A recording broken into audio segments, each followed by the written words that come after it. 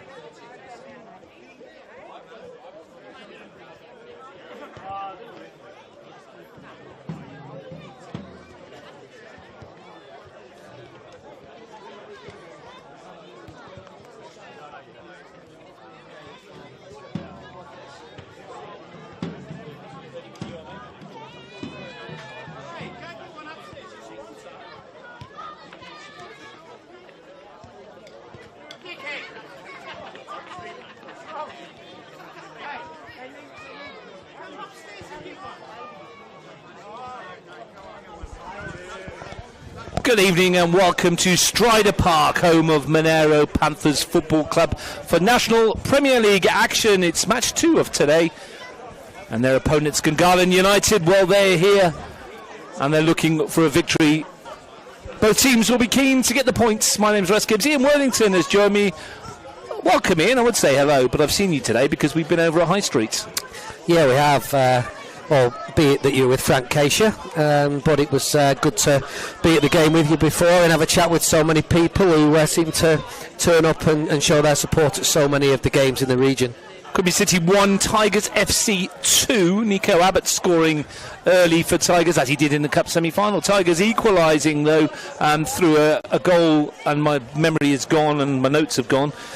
It was Nico Kalfas for the first one. It was Kalfas, and then Angus Bailey won it. Correct. Towards the end. It was a cracker from him, much against the run of play, you'd say. Queanbeyan had loads of chances in that second half. Nico Abbott, surprisingly, not converting a couple. There was one that was stopped by Thomas Blazewski's effort. There was all sorts of things going on, but Tigers showing real grit and determination to go up the other end and win it, especially with the catalogue of injuries. And that's right, and you know, I bobbed into the changing room just after half time, and Popovic had come off.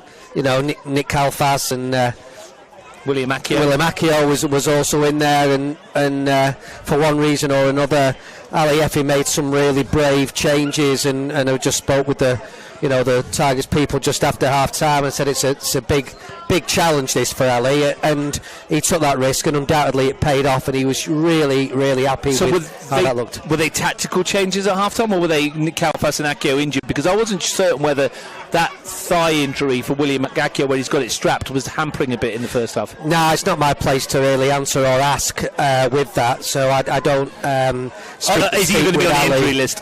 I don't know. It's not my place to ask. I don't ask Ali about what his injuries look like, and I don't ask the players really as technical director of the youth. So I don't know, in short. Yeah, Nick Taneski went off as well towards the end, so I'm just hoping from Ali's point of view that he was already missing 6 big name players as well. I'm hoping that those 3 or 4 haven't joined that injury list, otherwise you'll be getting your boots out next week with you and Ali up top. Well, if you know Harry, who's been at Tigers forever, as we know, some of his comments about me in training during the week, he'd have me in the first team every week, so I'm just waiting for my call from Ali to say I'm in. But unfortunately the backline are quite decent. They're not Tigers. that desperate, mate, yet. No, they're definitely they keep looking though, so come the transfer window I might just move myself from coach and player. Queanbeyan led, then lost. Gungahlin up at Hawker, they led. Jace Dotson 2 minutes in, but then the roof fell in on them. Lukman Ahmed equalised after 5 minutes, an own goal from Isaac Donadell just before the half hour. Nico Kresic made it 3-1 before half time, then a brace in the second half for Ahmed Shaibu again to complete his hat-trick. Final score, Connor Knights 5, Gungahlin 1, which means, funny enough, when you look at the league table, Tigers, well, they're top of the table right about now, heading into tonight's game with 17 points. Canberra, Croatia have 15. Monaro Panthers are third with 12. Guess who's fourth? O'Connor Knights have gone from 8th to 4th with their goal difference now only minus 2 on 7 points, leading Tuggeranong on 7, Queanbeyan on 6, Gungahlin on 5 and Gungahlin on 5. So a big improvement of the league table for O'Connor Knights. They're bottom of the table. We're talking about whether they're going to finish last, and here they are in the top 4. But this is what this competition's brought in now into its 3rd year, isn't it? With places being decided in that final 4 on goal difference a couple of years ago. You know, again a strong competition. Last year, Monaro finishing 5th, and who obviously we're watching tonight, and Gungahlin winning the competition. And O'Connor, who've not had the best of starts, and a real big change from the coaches they had last year, have now found themselves bottom and going into 5th. So it's the changes are already starting to happen as the season progresses. Under 23's results, Gungahlin, they led. Guess what happened to them? They lost. Fabian Oliveira scored after 7 minutes for Gungahlin United. Then it was a brace of goals from Monaro before the break.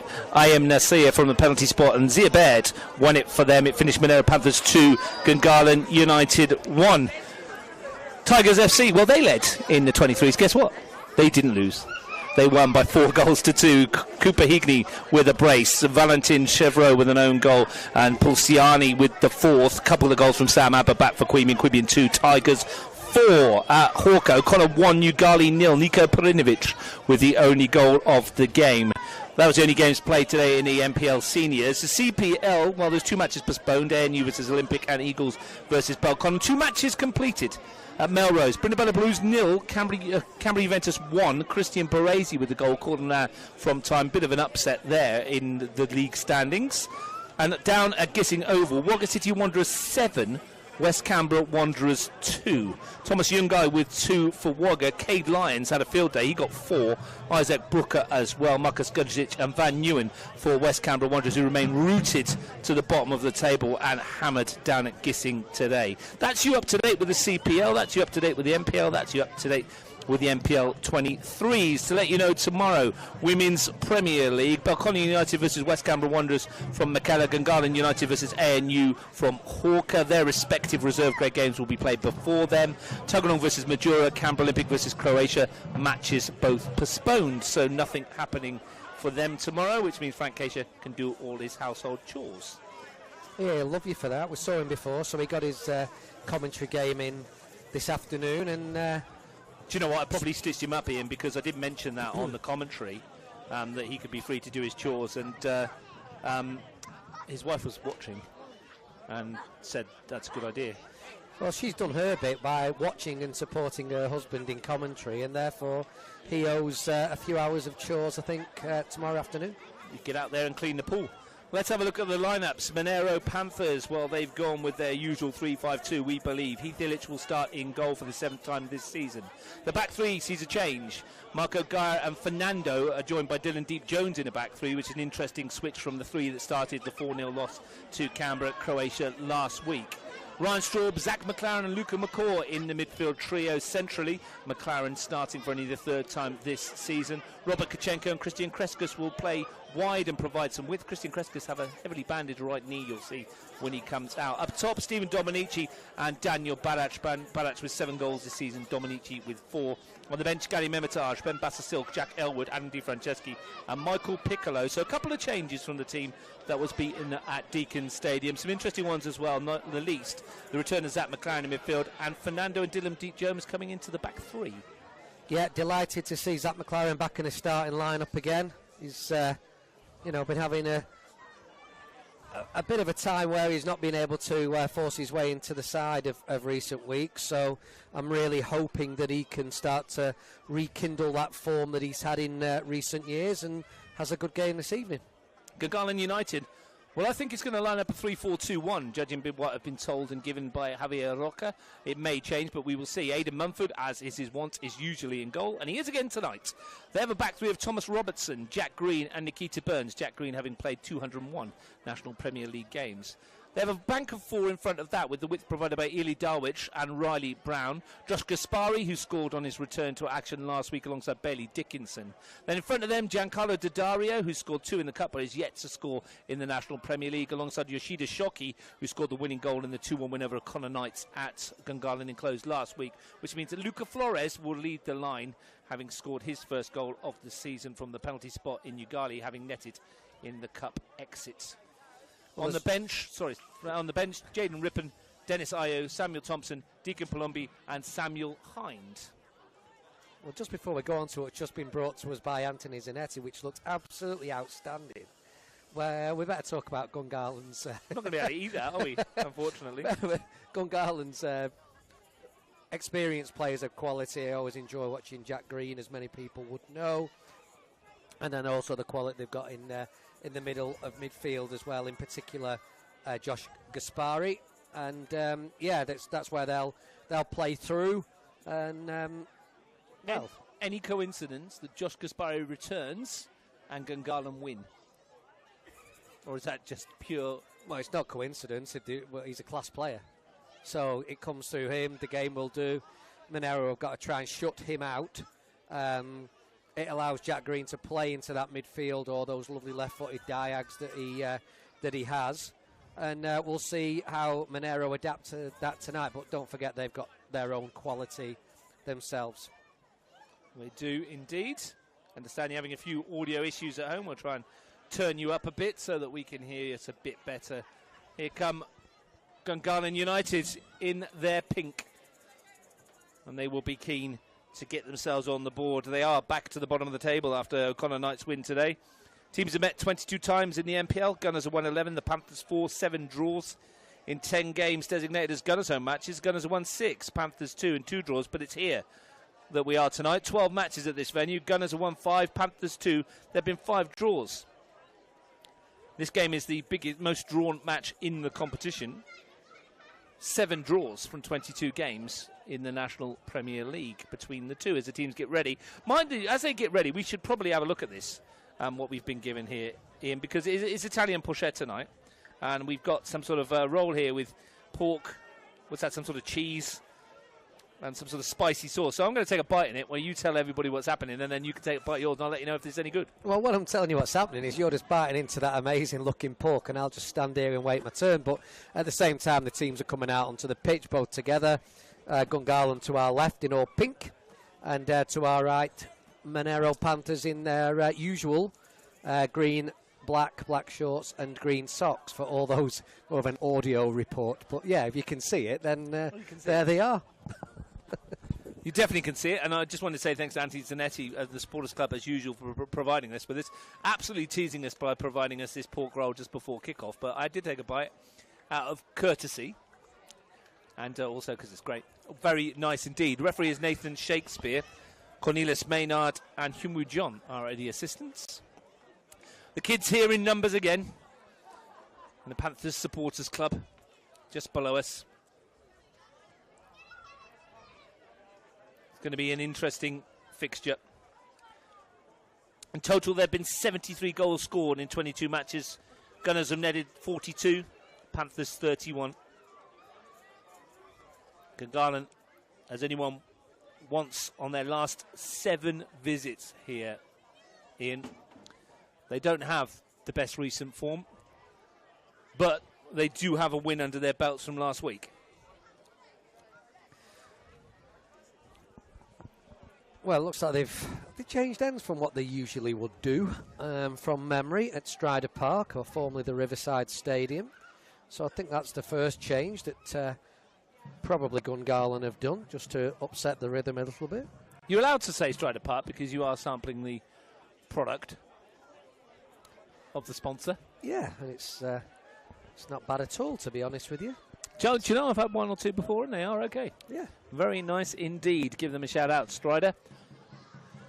And they're certainly bringing the people into the supporters club to our left, always busy in there. And as I look through, it's busy again this evening in anticipation for what's going to be a great game.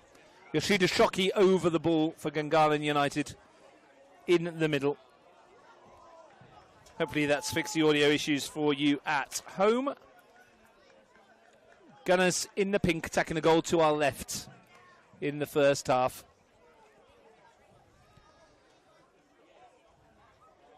Gunners were league champions last year. They won 1-0 against the Panthers in round 4. They were beaten here in round 10, and they'd shared the spoils 2-2 in round 18. Different look to Gungahlin United this year. Struggling at the wrong end of the table as far as they're concerned. Aidan Mumford looking for Flores. Brought it down nicely. Nikita Burns. Challenge on Riley Brown was from Straub. Gachenko. McLaren. Got the kids going on the drums early, that tackle. Yeah, decent support again at all over the ground, but in front of us with the Panthers pen, or whatever they're actually called. I can't recall now. McLaren goes wide. It's on the back of their hoodies. Yeah, I can't read that. No, too I can't far away. see it either. Marco Gaia. Touch from McCaw. Opportunity to swing this into the penalty, and Balach was the target. Jack Green did the defensive work. Dario back for Robertson. Former Panther himself. Gaia won the header. Balach, McLaren tries to burst through. Has it again, Zach McLaren.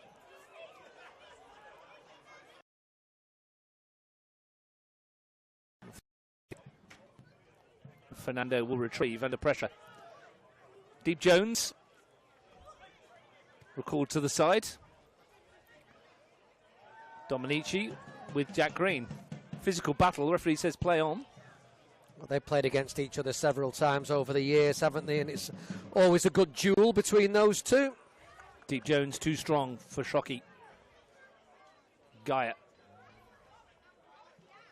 Well, Paul McCall's persisted with the three at the back for the majority of the season. Persisted with this shape for the majority of the season. The one time he changed it was over the road, and they were beaten 2-1 by Queanbeyan City.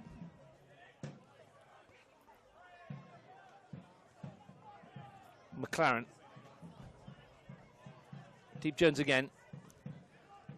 They have won 4 of their 6 games, scored 20 goals in the process this year. Monaro Panthers, 2 defeats. The aforementioned 2-1 loss over the road to Queanbeyan City. And then they were given a beating by Canberra Croatia by 3-0 last week. Mind you, Canberra Croatia will be doing that to nearly everybody this year, with the exception of Tigers. Hugely impressive start to the season in both the league and the cup. Look a good side, look a well-experienced side, very organised, and like I said, great start to the season. Fernando going long for Kachenko. Green needs to be aware. Mumford back to the experienced centre-back.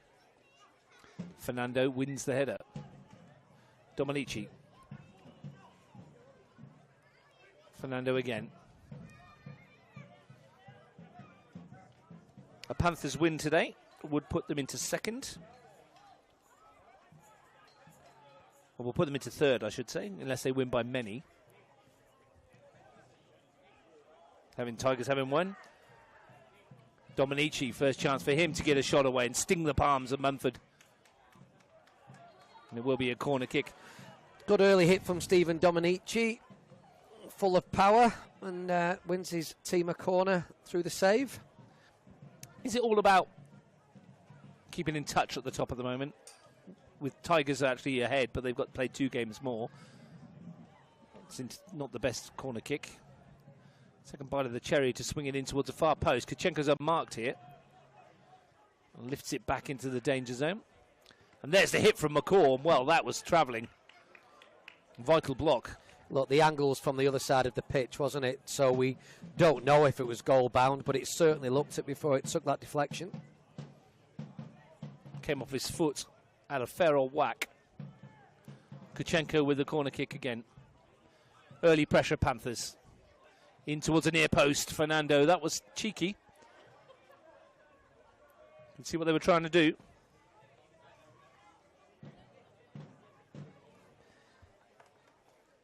Panthers won the opening 4 of the season. They've lost 3 of the last 4 in all competitions.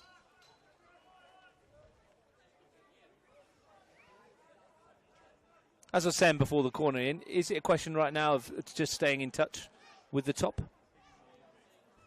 Doesn't really matter how you do it.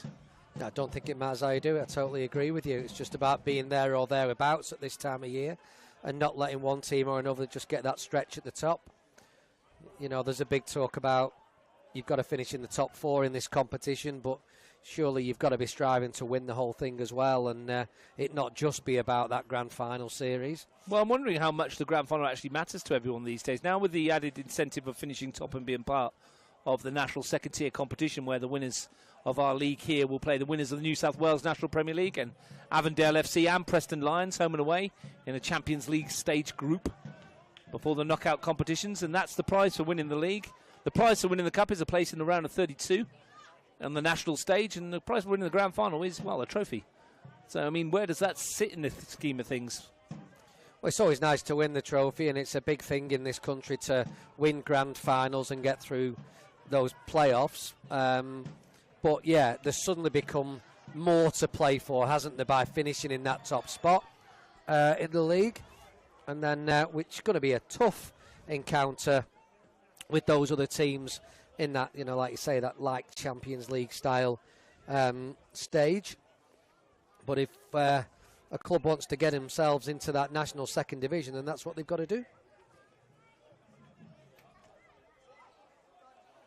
Barach. Kreskas to chase. And send it in towards Dominici. Green climbs highest. Flicked away by Flores. Shockey furthest forward. Somehow runs the challenge of Straub. No foul here, and Gaia can send Kreska, so he can send Balac instead. Really important challenge. Eli Darwich. And now be a foul by McLaren. I noticed straight away, unless my eyes deceive me, that Kreska has taken off that bandage that was around his knee. Well, it must have been precaution. I'm just looking over that far side. Well, he wore it out to the warm-up. Yeah, he's not got it on at the moment, has he? Unless it's some sort of camouflage colour. I'm wondering whether it looked heavily strapped. I'm wondering whether it was too tight for him and he's just gone, no. Quite possibly. Not having that. He's taking it off.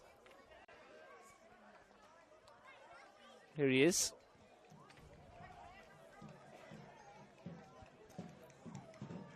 Early stages of the game, 0-0.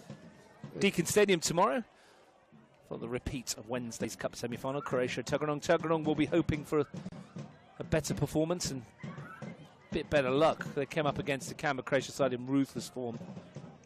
And the red machine will no doubt be in full effect again tomorrow. 3 p.m. kickoff there. Myself and Steve Forshaw on air from 2:50. Gaia Balac could turn away and deliver. When it's dipping as well. Oh, and it's found its way in! Daniel Balac. He scored plenty this season already. That one, probably a bit of a fluke, but he won't care. Panthers in front after 9 minutes. Well, we saw Jack Leverett's shot cross the other week against Monaro Panthers, and this time it's Monaro Panthers scorer Daniel Balac who, crosses the ball in over the top of the goalkeeper into the top left-hand corner. That is his 100th National Premier League goal, Daniel Balac. I'm sure the other 99 were probably far more designed than that one, but it doesn't matter. They all count. A century of goals in this league for Daniel Balac, and Monaro Panthers are in front. And how's your luck if you're Gungahlin United? Oh, what a way to get your 100th goal. You know, if you're asking Daniel Balac, he's the one who will tell you what he meant to do. Fernando, just the tonic that they wanted, and Balac might be in behind again here. And he's still going, and Robertson cleared it. Just about cleared his own crossbar, and Monaro Panthers are in the mood. Well, I'm not sure if Robbo was actually aware himself what he's just done, because he's just nearly slammed that home in the back of his own net, but just over the bar and gives a corner away. And Monaro Panthers continue the pressure. They've enjoyed some big nights here this season already. 5 against the Tigers, 6 against Tuggeranong United, 5 against O'Connor Knights. They scored 19 goals in 4 home fixtures so far this season. Well, that can be now 20. And the way that they're going, you wouldn't bet against them getting more. They've conceded just 3 in 4 games here this year, 20 goals.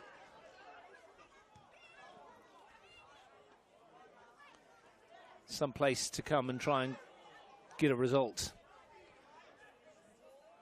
Bailey Dickinson. Riley Brown forward. Gungahlin are just trying to get on the ball a little bit, and their game is all about being in possession of the ball and moving that ball and having high percentage possession. But then when you've got the likes of Ryan Straub, and I'm just watching Zach McLaren at the moment, and he's absolutely everywhere at the moment. They're like taking the shackles off him, and he's in here. Well, here's Balac to pull it back for Kachenko to Ben one. Oh, yes! Robert Kachenko with something special. A stunning half volley. And Monaro Panthers have 2 in no time. And that is a cracker. Look, I'm not sure whether it's just taken a slight deflection which has guided it inside that near post, but yet again, this time with his left foot, Robbie Kachenko hits a sweet ball, scores a sweet goal, and he's just done it again. They've scored goals in clutches throughout the season, and they've scored 2 in 2 minutes here to take this one firmly by the scruff of the neck. 2 efforts on target, 2 goals in the back of the net. Panthers already on their way to 3 points. What have Gungahlin United got in response? Well, they'll continue to play the way that they always continue to play, and that's the philosophy throughout the club. They'll try and find, getting possession on the ball as soon as they can. Whether that's diagonal balls or short passes, they'll still try and dictate the game. But at the moment, they can't get on the ball purely because of the work rate and movement of Monaro Panthers around them. It did take a slight nick, I think, that finish from Kuchenko, but how about their technique to control the finish?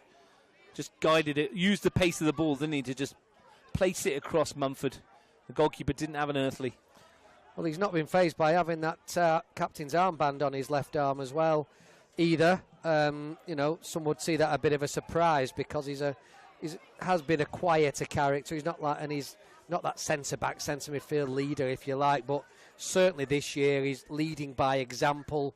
He's leading with his presence. He's leading with his, everything he does in the forward end and defensive areas. And actually, to summarise all that, he's a quality player. 7 Premier League goals he scored in his career, Ian, 3 of them this season. Just goes to show the impact he's having further forward. And poor old Javier Roca, it's a familiar tale of woe. Gungahlin United, 16 times now they've conceded in their first 7 games of the season.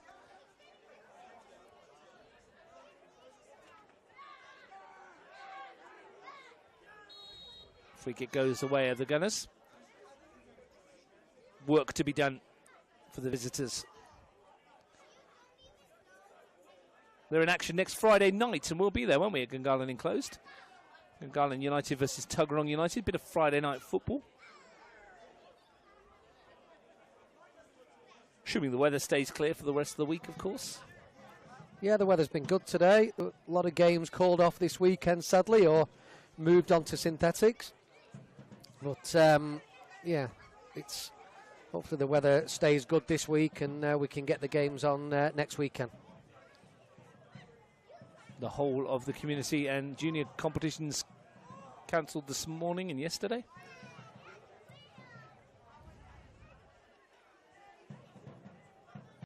Made an early call, HD Sports Grounds, to shut all the doors.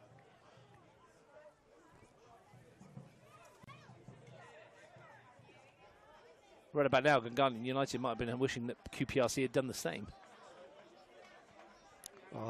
Well, that's a good segue onto I was speaking to Alex Tyne before the game, and he was saying about the new machine that they've had, which is just sat down to our right. Could see it, yeah. And that's what's the groundsman at the moment.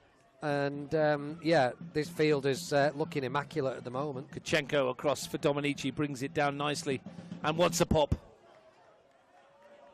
What does it do, that machine? Is it like does it cut the grass? Does it suck the water up? I mean, well, by the price of it, which is up to Alex Tyne to tell you, not me, it seems, you would hope, does pretty much everything. It's a transformer. Should be. It's got its own parking spot down in the corner. Yeah, it has. Fenced in. I believe they're getting a little box for it down there and going to look after it. But, it's whatever it is and however it works, it's doing a cracking job at the moment. Mumford beaten twice. Not a lot he could have done about either of them. Gaspari, first time he's really had a touch of the football. Josh Gaspari in the first quarter of an hour.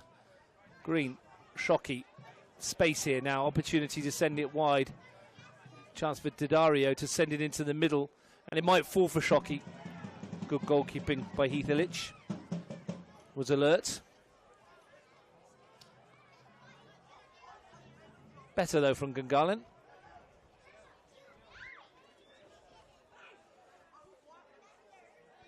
It looks like they've got a bit of a false 9, doesn't it? In that the shorter striker will just drop in and combine centrally in to try and get the ball out into those wide areas. Trying to get that combination and connectivity going. Robertson's under pressure from Kreskus, who's kept it in. And then sold him a dummy. Kreskus to pull it back, and there's a chance for McCaw, and that was a really good opportunity for 3. He should have done better. McCaw's movement was great. He got himself in the right place and just should have punched that on target, really.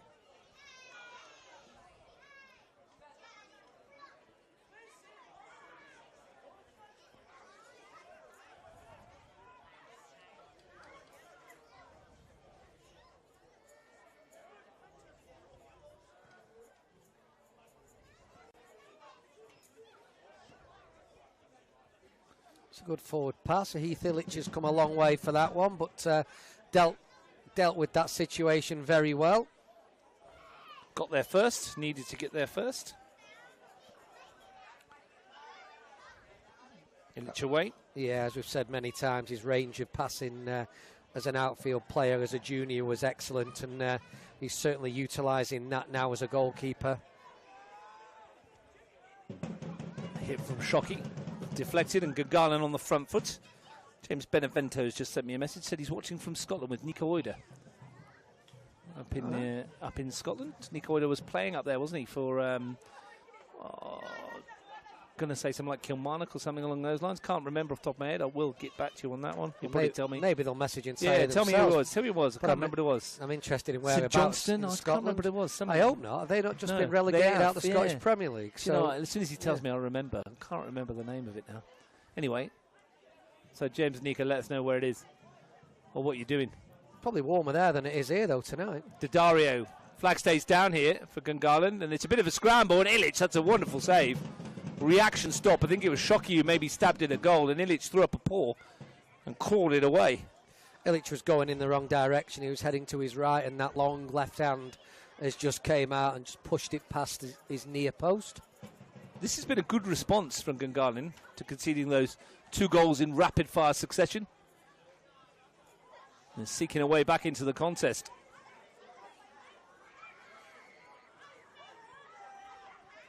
Riley Brown's delivery. Illich punches away. McCaw stabs it on. Now Kreskus can have a run. Only Barac ahead at the moment. Can't squeeze it through. Good recovering defence by Gungahlin. Dickinson, Dario, Gaspari, Shockey. Martin gets the free kick as well. This would be positive for Javier Roca, having seen his team concede a couple of early goals. It has, and it's taken Josh Gaspari to just advance from his deeper spot and try and get on the ball higher up the pitch and just create from there, which is very good football, very good play. That he's got to go and get this name by the scruff of the neck if he wants to get his team back in the game. Queen's Park is where Nico Oida is now. Do they not play at Hampden? They do play at Hampden, What the biggest stadium in the world. Exactly. About 300 watching them every week, but still in a decent place to play, that. In a stadium that holds about 60,000. Yeah. Can't be bad. Good move. Famous Scottish club. Yeah.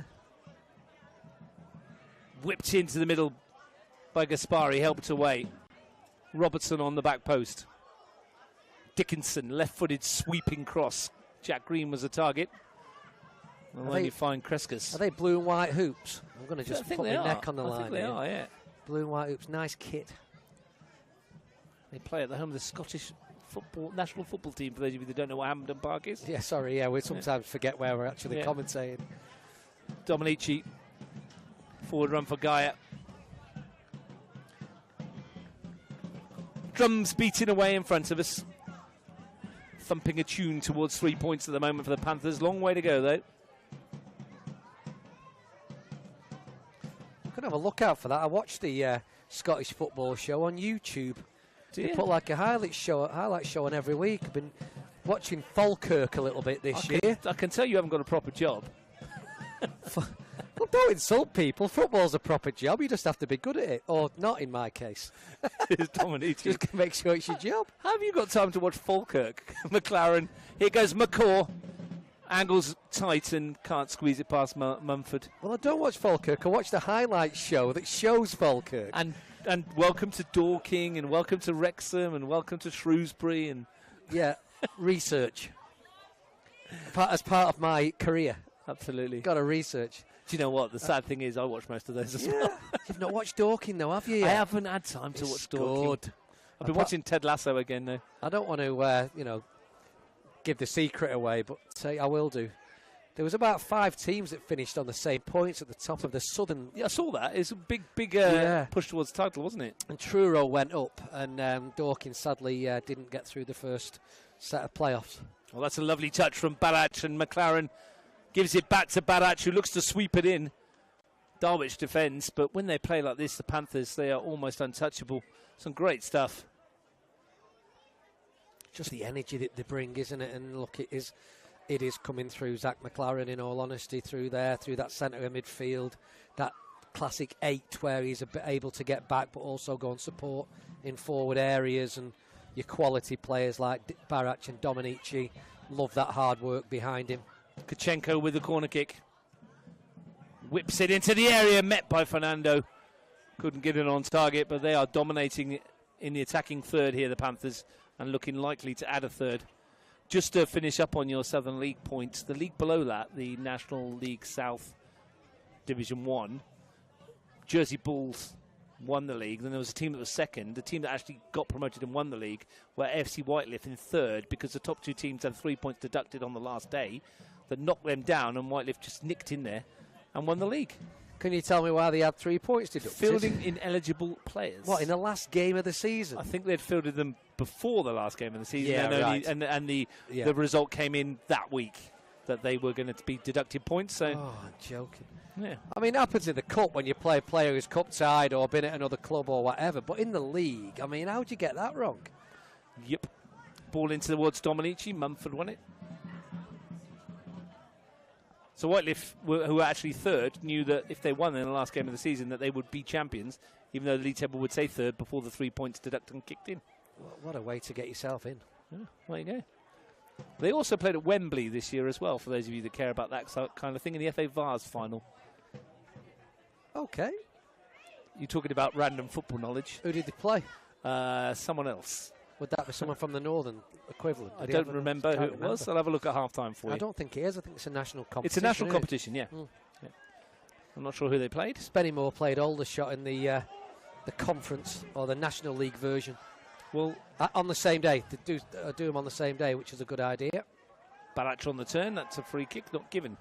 But Gaspari won the ball, according to Shakespeare. And he's found Daddario.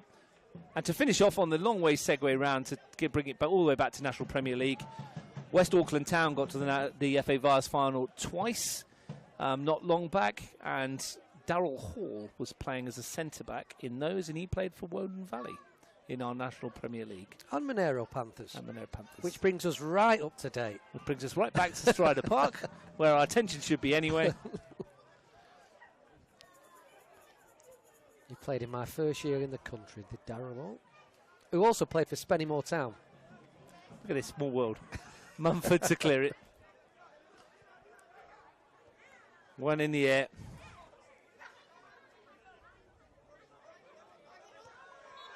Free kick goes away of Kachenko.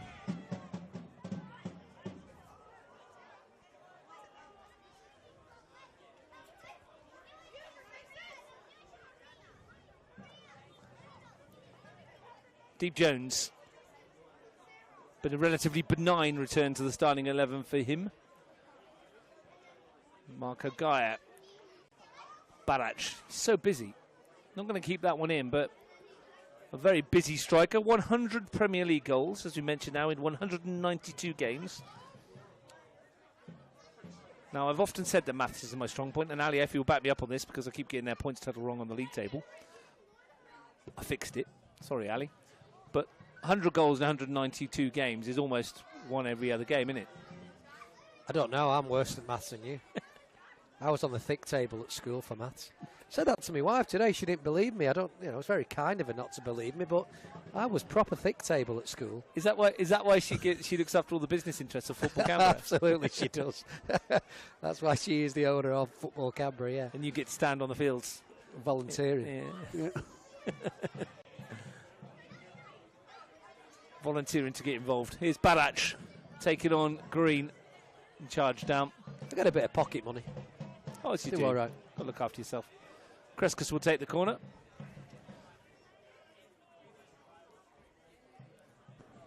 So school wasn't your strong point. I went to school.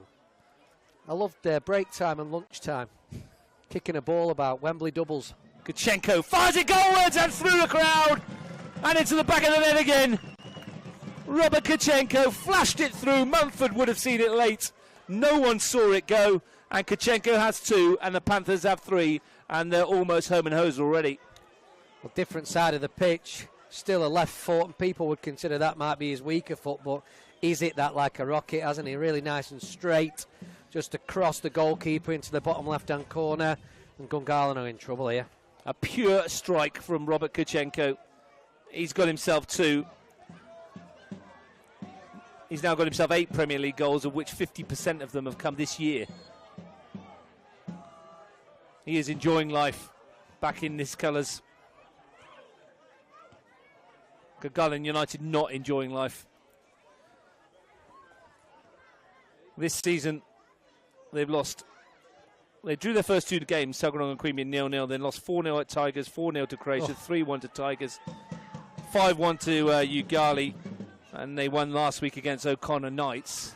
Well, Daniel Barach has got his hands up in the air there because he's gone past the defender who's almost rugby tackled him, and Nathan Shakespeare said play on. I'm like, is that some sort of sympathy call? I mean, he's having a chat with him, and Daniel Barach is rightly questioning Nathan Shakespeare's decision, but it looked a little bit odd.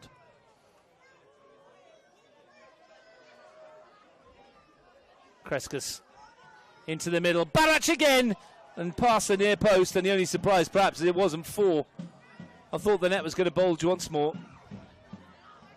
They'll get as many as they might want tonight, Monaro, the way they're playing at the moment.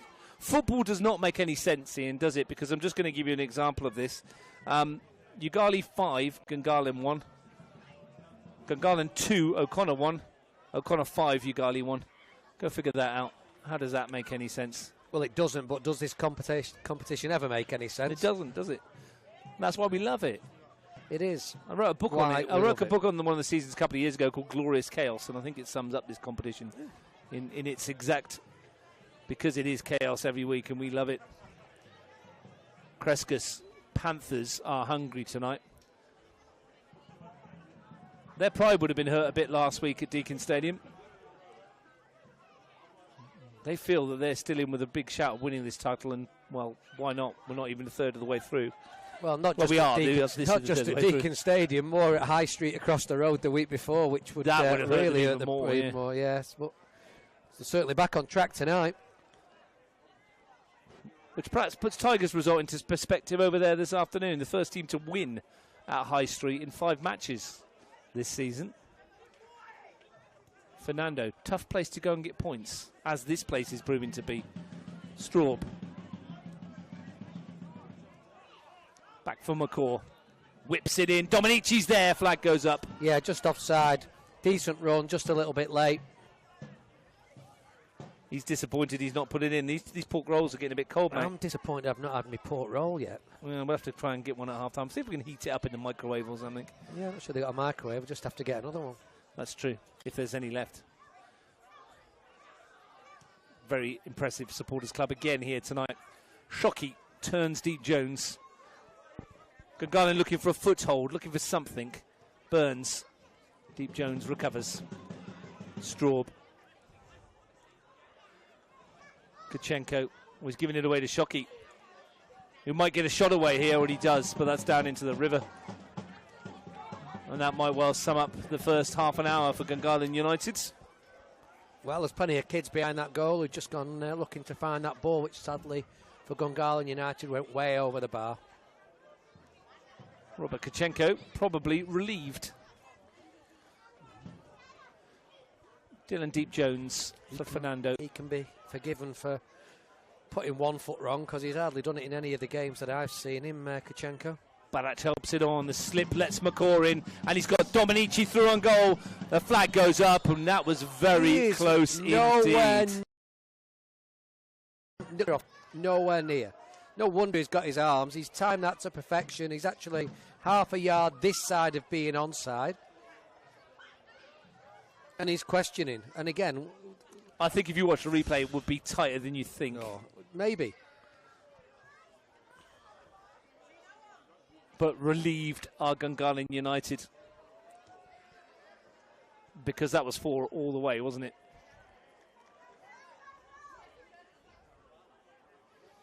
He's got a lot of space, Stephen Dominici. McCaw.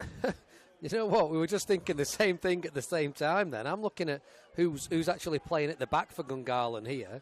They've got a left back playing left of a 3. All right, well, I can understand why that might make a little bit of sense. But Nikita's hardly a, played at centre-back much before, I wouldn't have thought. Gungahlin have often played with the 3 down the years. Often it's worked, sometimes it hasn't. And tonight is one of those times. But more often than not, has it not been where they've had 3, centre-backs, if you like, who've played in there, rather than Robbo on one side, who's predominantly a right-back, and Burns certainly over this side is a left midfield, left-back type of player. Well, they've got 4 back there today because they've got Eli Darwich in there with him. But Eli Darwich likes to go for a wander as well. And he's switched with Robertson at the moment, hasn't he? And McLaren's burst the offside trap. It's Zach McLaren. Time to take an aim. Mumford makes the save. Comes out as far as McCourt. Stabs it for Kreskus. Works to tee one up for Dominici. They're queuing up here. Panthers. Kachenko to send it in. Jack Green anywhere will do. Fernando, perhaps they were lucky it fell to Zach McLaren, not a renowned goal scorer by any stretch. Oh, he's scored 1 or 2 very, very important ones in his time. He's got 6 Premier League goals. I'll come back to it in a minute. As Dominici might be out doing a 4th, and he's put it over. He's got 6 Premier League goals, Zach McLaren, in his career, and every single one of them has been pretty important. Doesn't score in run-of-the-mill league games. No, but he's certainly scored in semi-finals and... that's what I just said. He must like scoring it. He must like scoring at Deakin. He does score goals at Deakin, because that's where all important games seem to be, doesn't it?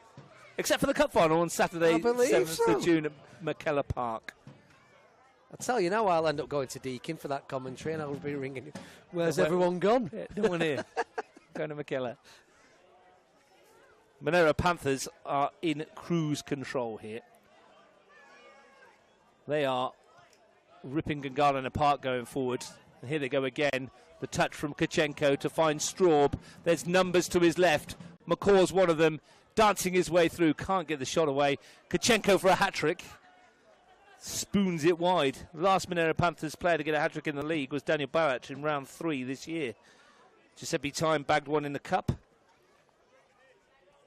Robert Kachenko is close to joining them, but they are ripping them apart at the back here. Ian, what do Gungahlin need to do here? They want half time and it's still 12 minutes away. Well, they need a connection between that 3 in the back line into midfield. Gaspari seems to trying to be doing it all by himself at the moment. But then, what have they got ahead of that? What's the width looking like on this left-hand side? Because Nikita Burns can't be a left wing-back and a left-sided centre-back with how Monaro have got 2 strikers up against them. Kreskus in. There was 5 up in that attack and only 4 Gungahlin defenders. They look a tad bedraggled, the men in pink and white. Well, I'm just not too sure what the shape is that they're looking to play. I think it's a 3. I think technically it's supposed to be a 3, but it's almost a 4, isn't it? Because Darwich has dropped back there to help out.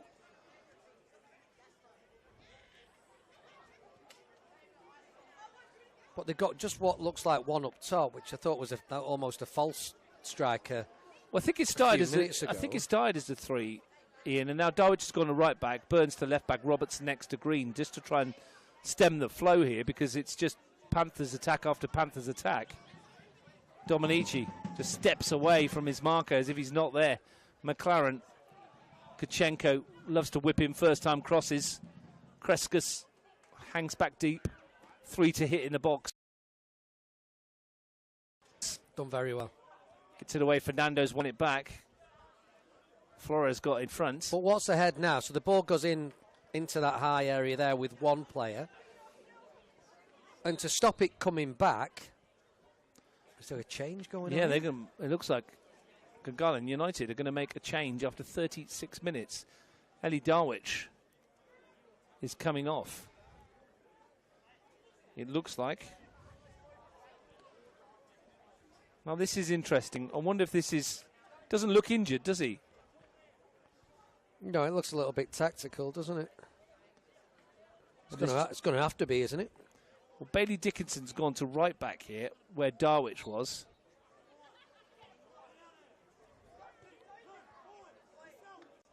And it's Deacon Palombi who's come into midfield, I think.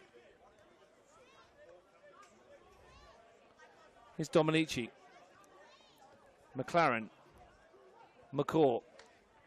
Kachenko. Hooked away.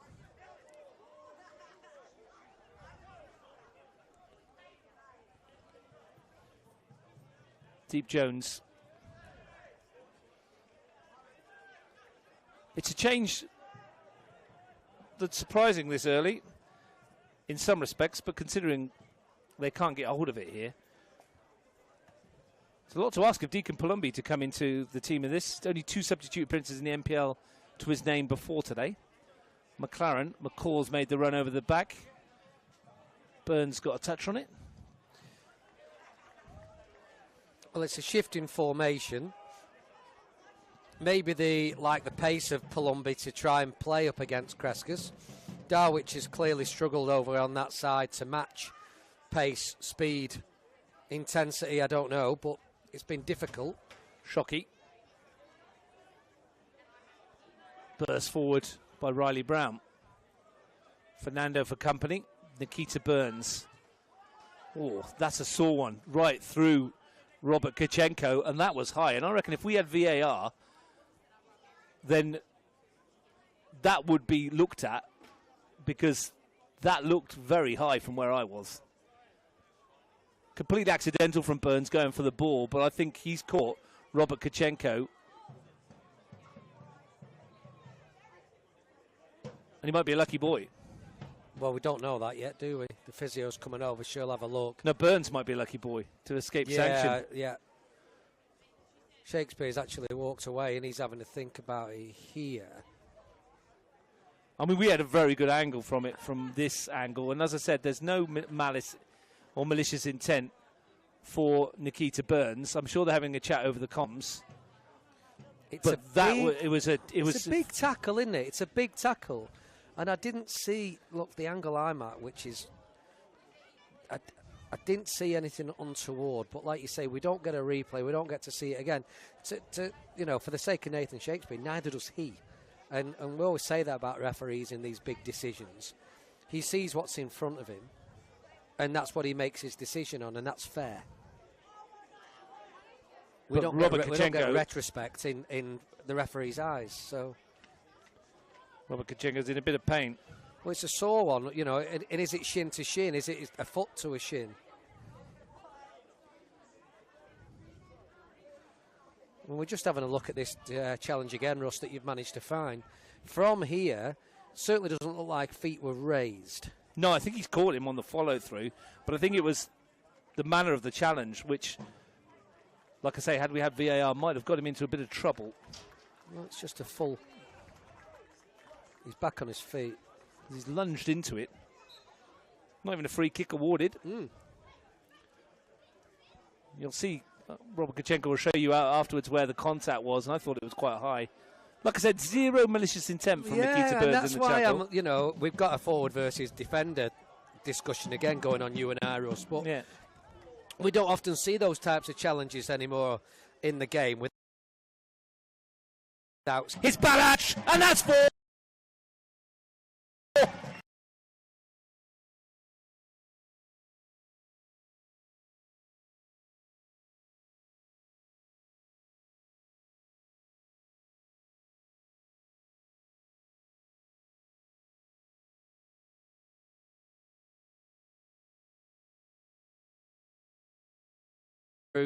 There's the timing of their runs to get onto those forward passes are exceptional.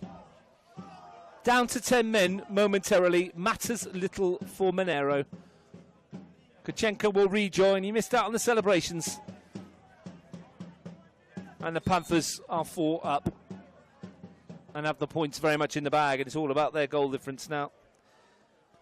They move to plus 16 on 15 points. 3 more, and they're level with Croatia on goal difference, and will go above them in the table. Well, that's because when they do win games, they score a multitude of goals, don't they? And all across the pitch as well. But the quality in Barach and Dominici up there is clear to see yet again.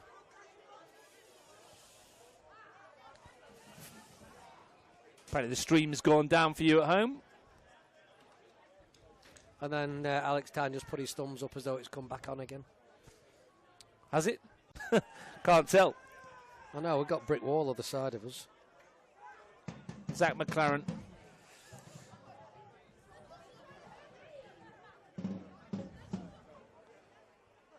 It's all right on my YouTube on my phone there, so it must be back up, Ian. Maybe Gungahlin United have pulled the pin on the stream, because this has been a horror show from them in the first half. They're 4 down, and, well, quite frankly, it could be more. They don't see much let up from Monaro Panthers either. Again, great shape. Robitichenko coming in off the line. Balac invites Kreskas down the flank to deliver it for Dominici, who got in front of his marker, but Green did really well. Balac back for Dominici. Takes a nick, half cleared. Gaspari can't clear. Straub had a hit. Kachenko's had a go. Well, they're queuing up. Fernando's just knocked Shockey off the ball and has it back again. It's like a shooting gallery, but you just look, there's 2 forwards off the shoulder of Robertson, pinning the right back, and if the ball goes over the top of the right centre back there, they're in again. Green forward. You must be wondering what he's thinking. Jack Green, veteran of this side. A reminder for those of you tuning in that Gungahlin United were league champions last year. They've lost a swathe of players, but they are in Strugglesville again this evening. Fernando. And the Panthers aren't the kind of side, Ian, that are just going to sit back and say that'll do, are they? Oh, they've not been like that all season, to be fair to them. They're relentless, aren't they, and ruthless when they get going. Jack Green, one-man defence at the moment. He's the only one clearing anything. And that's a high challenge as well. Will be a free kick to Dario. Penalised.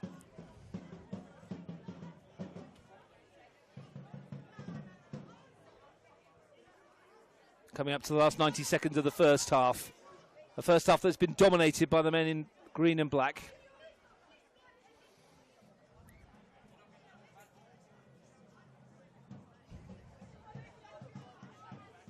Dominici over it.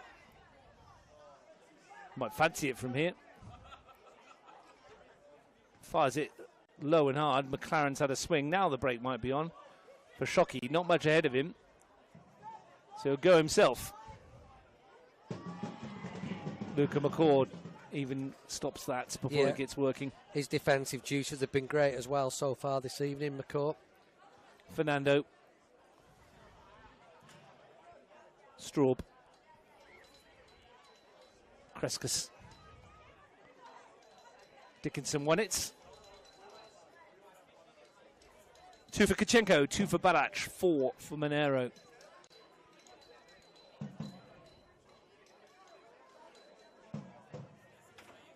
Remember when I said at the start, Ian, this is the most drawn match in the NPL? Well, it's going to go some if they're to draw this one, aren't they?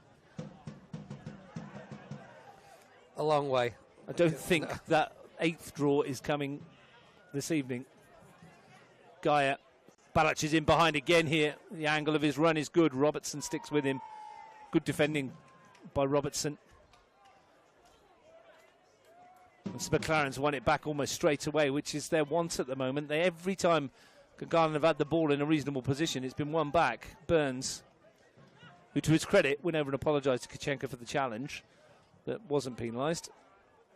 No, good switch from Green to Dario. Solid tackle, wasn't it? And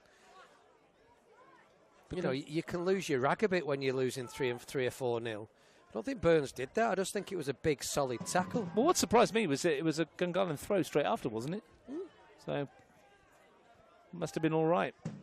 I don't know. I can't remember. Not a Monaro throw straight No, I don't think so. Okay. No. Maybe wrong. Can't remember. Immaterial, anyway. Nathan Shakespeare was on the spot.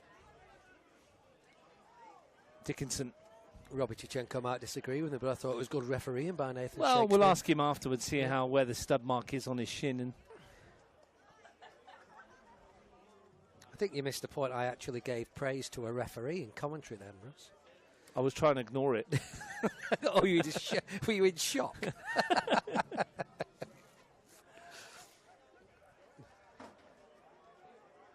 He's let it float. Much like Georgia Girardello did over the road, and then 6 yellow cards in the second half. She had to pull them out as it simmered along. To Dario. Kreskas comes back.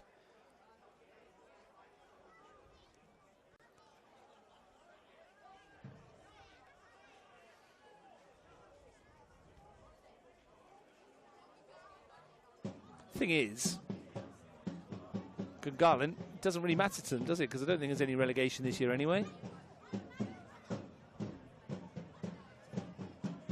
So they can finish down the bottom. However, pride is huge at this football club, and they will not be happy with what they're seeing so far. McLaren,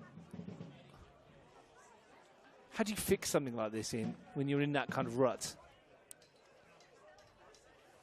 Don't know, you end up losing your job over it, don't you? When you don't finish in the top 4. So it's a little bit of a difficult situation. Dominici! Oh, not far away at all. Which could have been 5, and they had such an amazing season.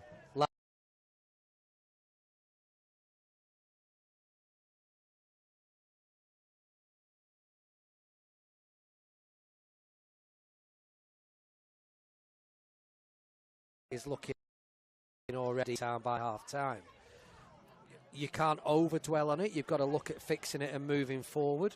You know, that just half time alone, looking at it in the short term, really, you can have a go at your players and you can give them a spray. But at 4-0 down, what's that going to achieve for the second half? You want to have a tactic. Is it damage limitation? Is it getting a couple of goals back? Is it playing a certain way that's going to put you in good stead for next week's game? Is it as facile psychologically and within your strategy? Is it as facile as winning the second half in inverted commas? Just trying to do something. Well, I think you've just got to forget to a point what's gone on in the first half without neglecting that they've not played well and fixing it so you can move forward into next week's game. Well, we're into stoppage time at the end of the first half. We've played almost 4 minutes of it.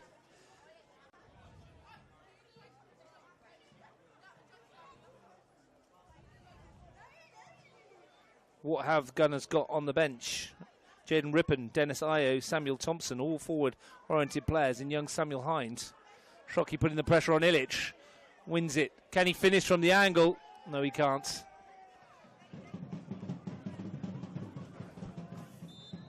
That'll do, says Nathan Shakespeare. In a consummate first half from Monaro Panthers' point of view. 4 goals unanswered. 2 for Balac, 2 for Kachenko. They are, well, home and hosed already. Well, let's not dwell on how bad Gungahlin United have been. Let's give a huge amount of praise and credit to Monaro Panthers with how dominant they are, driving that ball through the midfield into the final third, how clinical they are in front of goal. And not only is it 4, it could have been 5 or 6. They've been excellent again in the first half at Stryda Park. Robert Kachenko with 2 in between goals from Daniel Balac, who bookended it, started it and finished the half. In between times, the Panthers were in such good form they could have added plenty more. They've got 4 already. There might be more to come after the break. At half-time at Stryda Park, it's Monaro Panthers 4, Gungahlin United 0.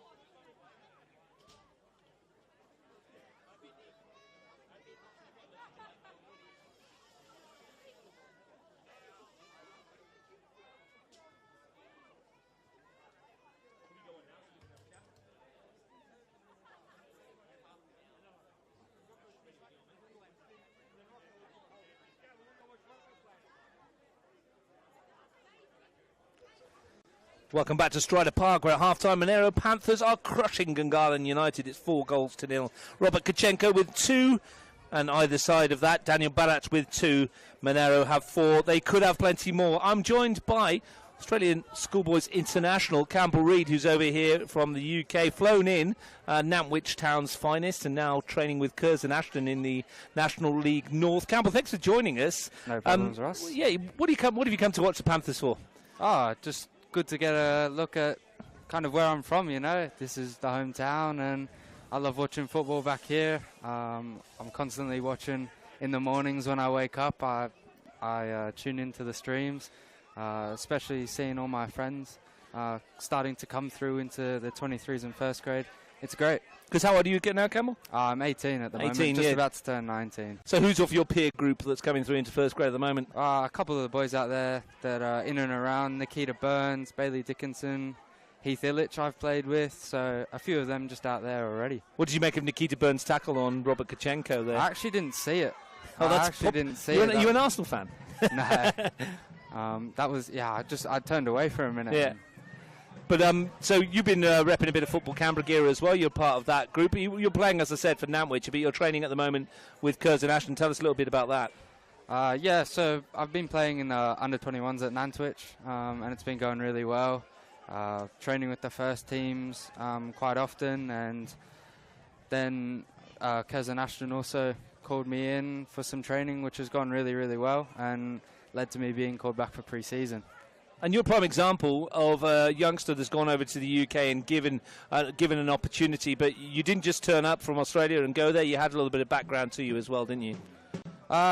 So obviously being from Canberra, I have an Australian passport, but my dad's from Ireland, so I had an Irish passport, so that helped me when I went across there a few years ago, just to kind of get into the scene, but then also trying to secure a contract. That really, really helps.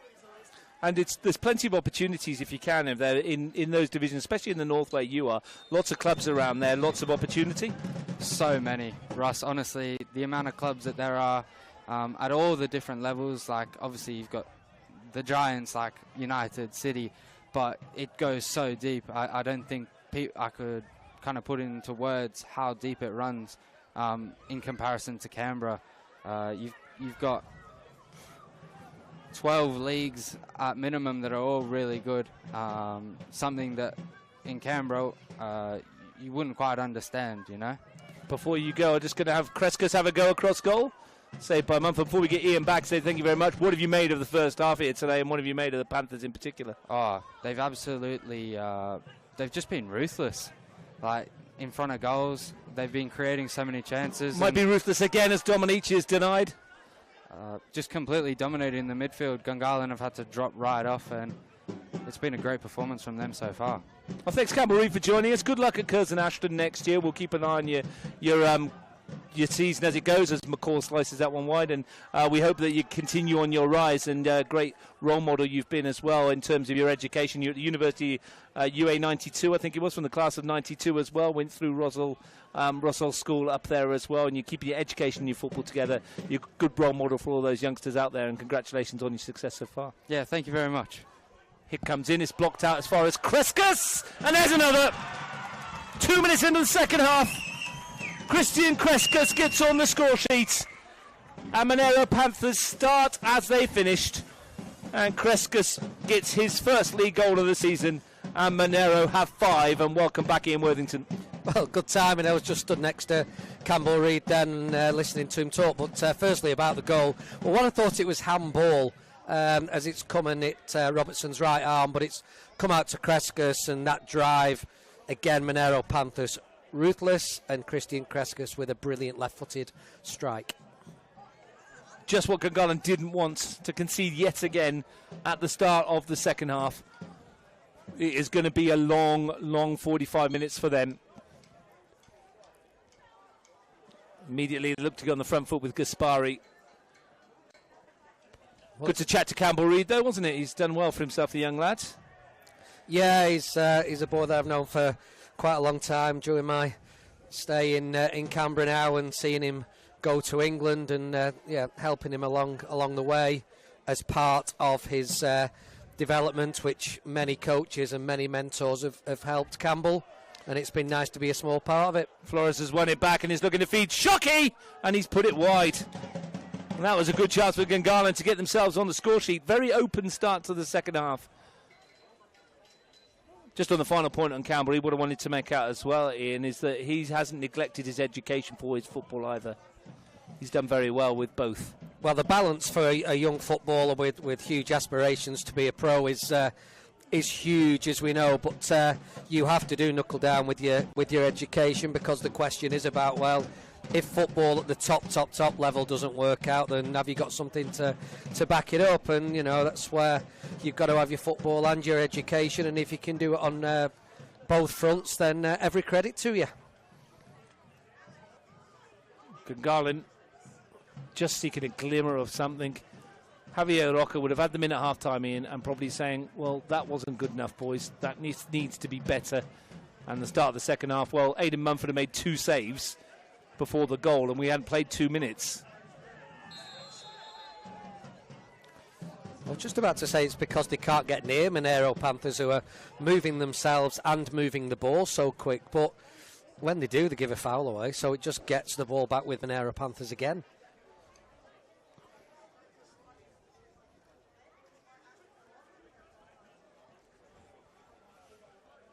Marco Gaia, Zach McLaren. Dario stretched in to get it. Palombi back for Dickinson.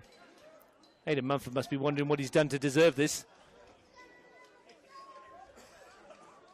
McLaren, he's not done a lot wrong at goalkeepers. Not much he could have done with any of the goals.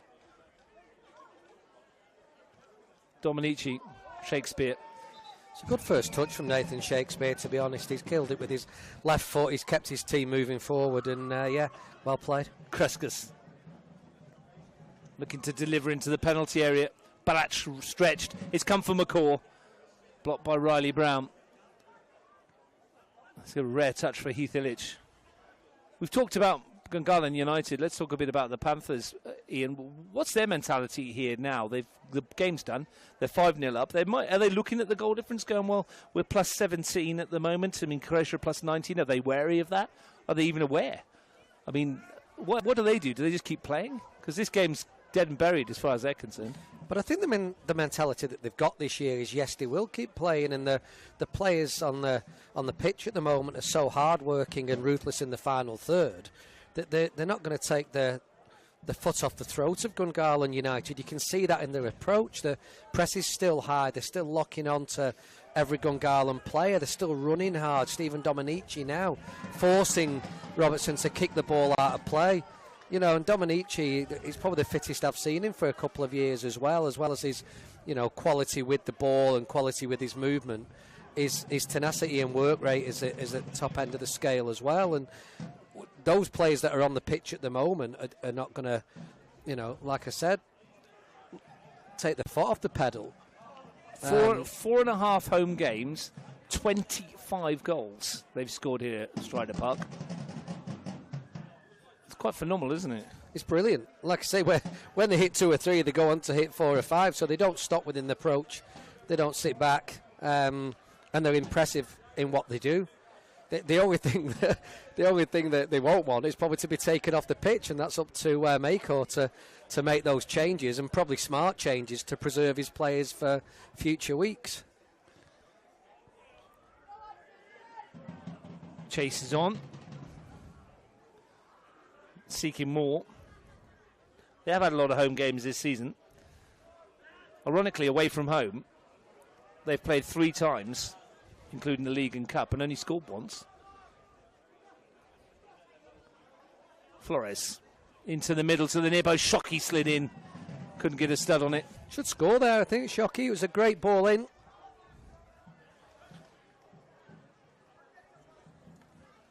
I mean, technically, the West Canberra Wanderers Cup game was an away game. They won 7-0 in that one. Flores.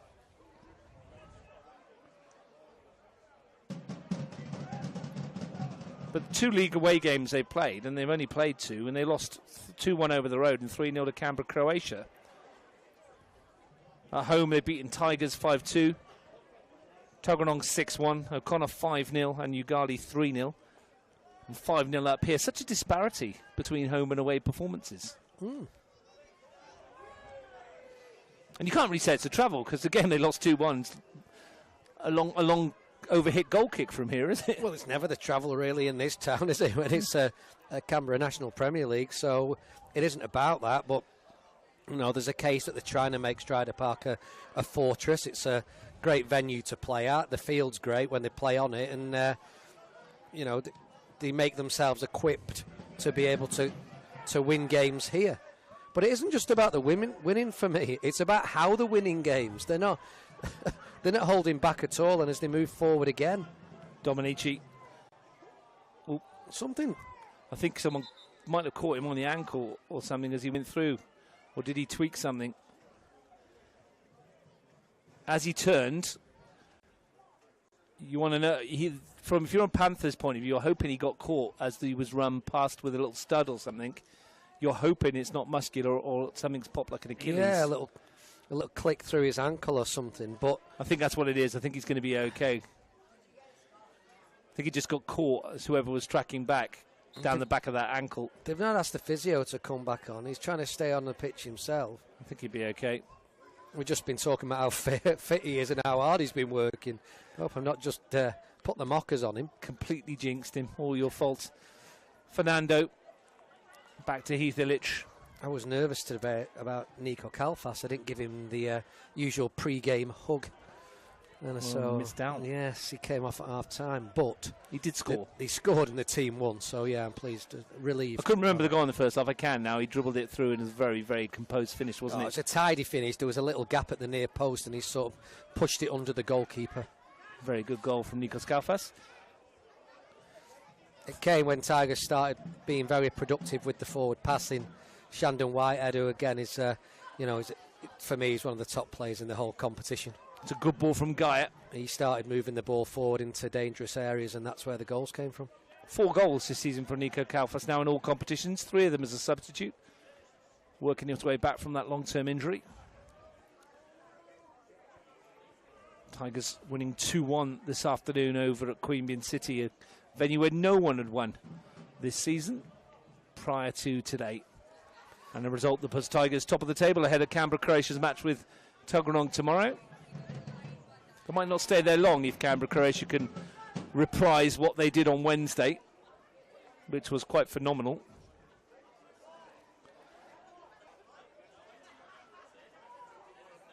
And you can see if they can, Canberra Croatia versus Tuggeranong United from Deakin Stadium. 3 o'clock kickoff. We'll be on air from 2:50. Steve Forshaw will be with me as we see whether Canberra Croatia can follow up their cup exploits. Queanbeyan knocked Tigers out of the cup and then lost in the league at home to them. Tuggeranong will be hoping for something similar.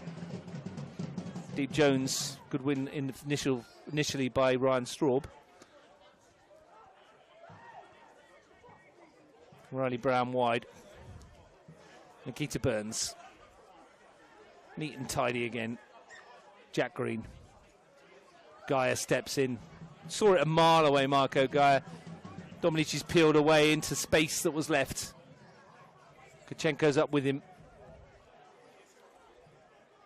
Good win by Burns. I chat with Aideen Keane at half-time. She's telling me all about Robbie Kachenko's very tiny shin pads. Very small.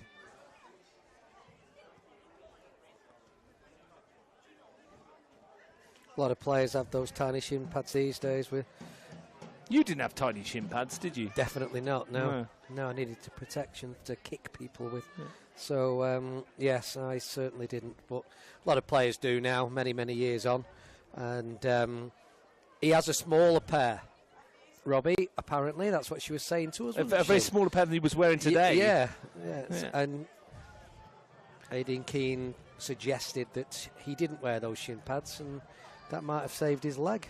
Well, I think Robert Kachenko said that he never gets kicked on the shin. Here he goes, drifting past the couple. Can't find the way past Jack Green.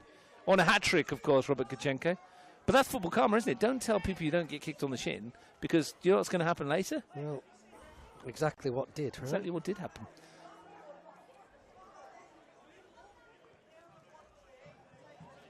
Here's Bailey Dickinson. Daddario. Palombi, Dickinson. Robbed by Gaia, who brought down by Palombi, and that'll be the first yellow card. The substitute sees it. Not much doubt about that one.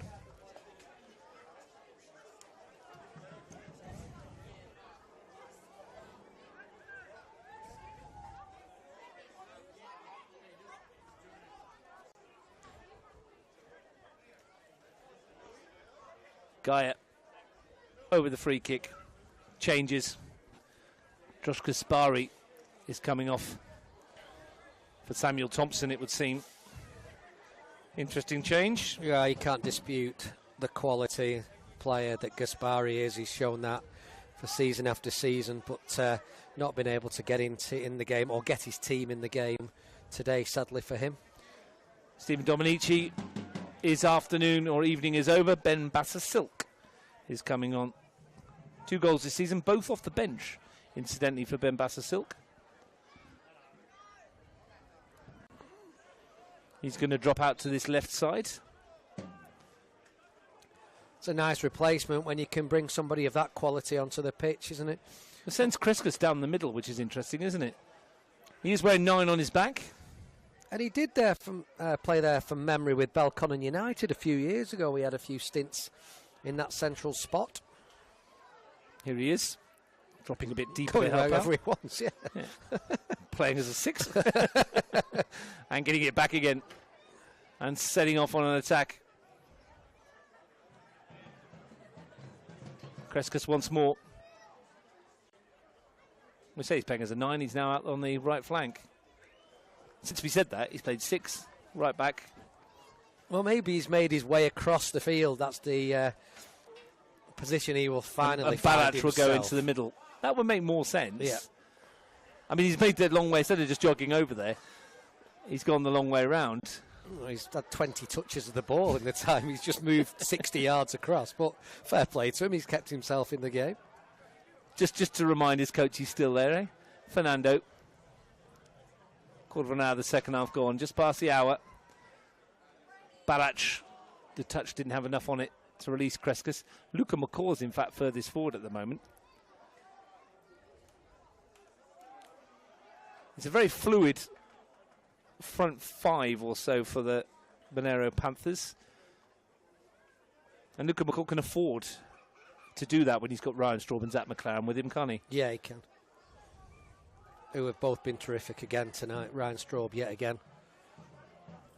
Superb in the middle of that midfield. And McLaren justifying his recall as well.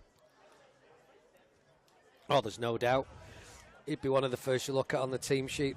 It shows how strong Monaro Panthers are this year. But if they've got the opportunity to leave somebody with the quality of Zach McLaren out. Bassasilk tries to slide it through. Robertson slices it to Dickinson. Oh, well done by Bailey Dickinson. Shockey. Yoshida Shockey's ball to Daddario. Send it into the middle. Fernando was there. Daddario again. Deep Jones, too strong.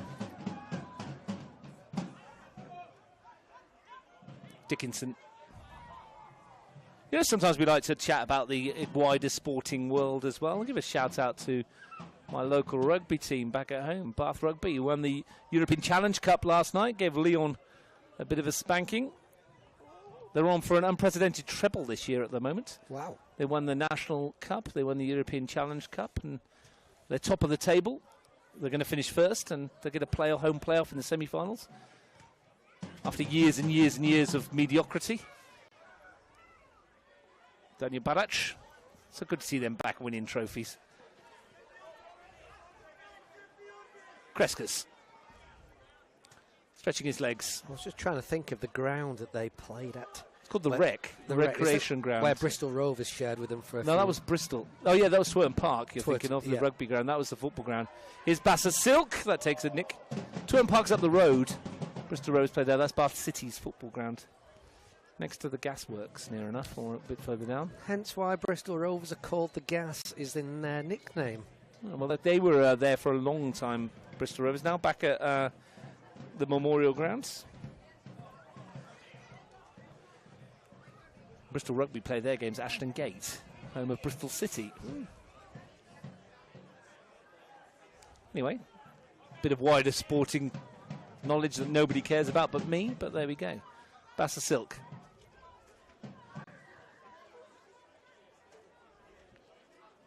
Crescus.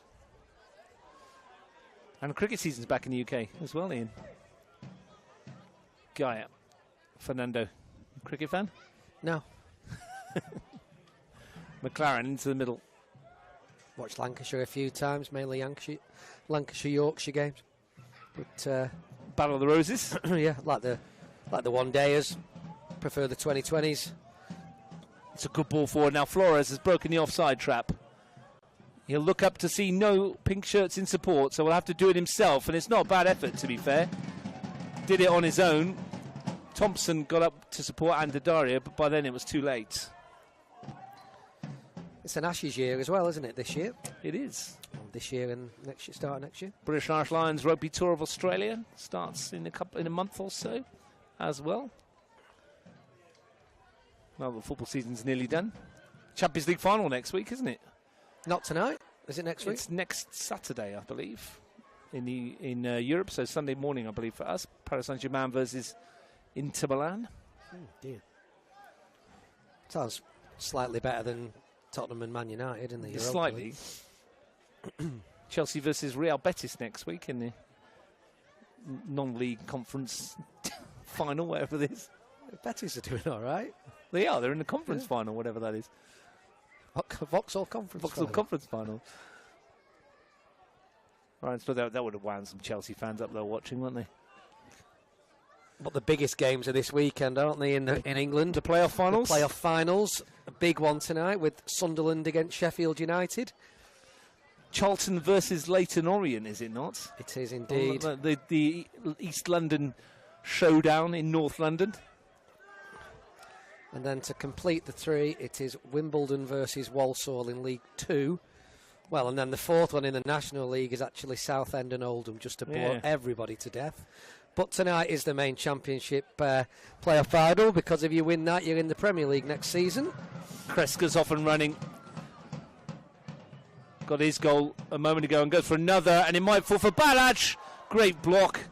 I think it might have been Burns. I thought it was a save. You don't know either way. Straub has a go. That's a good stop by Mumford. It was either a stop block or a save. I thought it was with Mumford's legs, the first one. We'll give it to Mumford. It's been in good form considering he's conceded 5. It's bizarre. He's a good goalkeeper, there's no doubt about that. Some good finals there. I might have to just get beIN Sports for the weekend. For playoffs? For playoff finals, yeah. Midnight tonight, that one. That's actually a good kick-off time as well. What, midnight tonight? Yeah. It's not if you've got 4 games against Woden Valley tomorrow. I'm on Deacon, mate. Deep Jones. It's the Monaco Grand Prix this weekend as well, is it? Or is that next weekend? Look at us digressing This away weekend. in the world of sport as well. People tune in just for the football and they get a complete sport wrap. It's like World of Sport with Dickie Davis. Remember him? We won't go on to the NCAA lacrosse that I was sort of watching a bit of this morning. Oh dear. Yeah.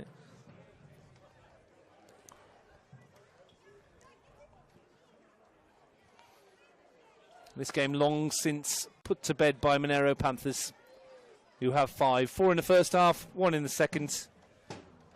Mumford away.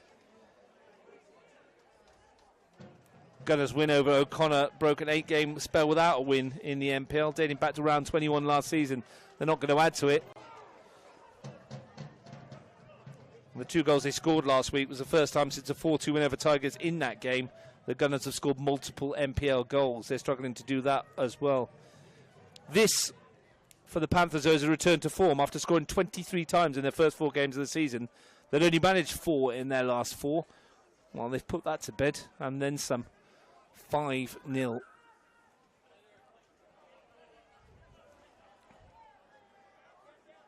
I wonder whether we will see more substitutes. Jack Elwood, Adam Di Franceschi, Michael Piccolo. Left on the bench so far for the Panthers. Robertson, Brown. Shockey over the top. Couldn't find Daddario. Well covered by Kachenko.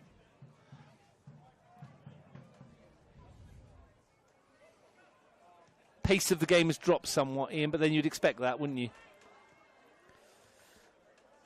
Well, it's dead as a contest, so it's difficult to for Gungahlin United to make anything of it. Damage limitation, maybe.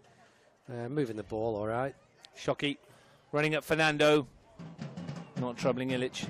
Dead as a contest is right, which is why we turned into the wild world of sports for 5 minutes.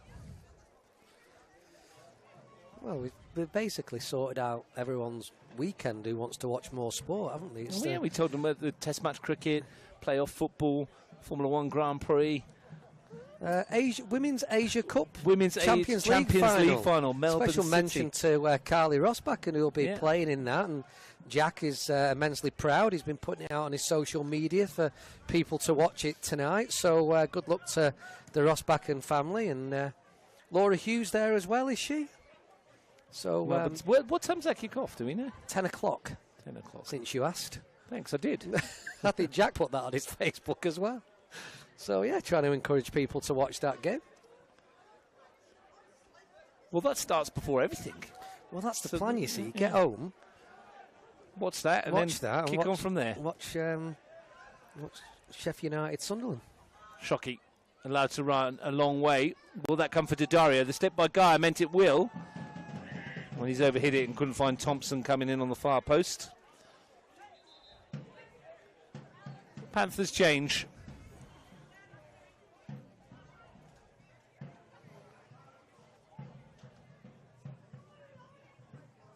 Adam Di Franceschi. And Marco Gaia, I think it is. He's going to come off. Coming over.